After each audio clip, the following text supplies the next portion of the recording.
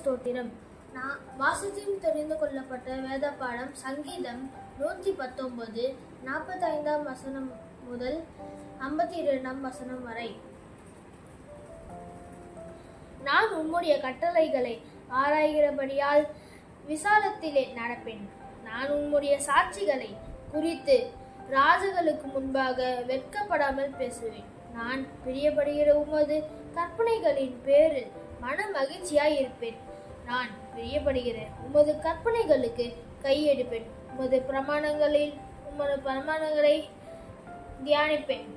நீர் என்னை நம்ப பண்ணின வசனத்தை உமது அடியனுக்காக நினைத்தருளும். அதுவே என் சிறுமையில் எனக்கு ஆறுதல். உம்முடைய வாக்கு என்னை உயிர்ப்பித்தது. அகந்தைக்காரர் என்னை மிகவும் பரியாசம் பண்ணியும் நான் உமது வேதத்தை விட்டு விலகினதில்லை. கர்த்தாவே, ஆதி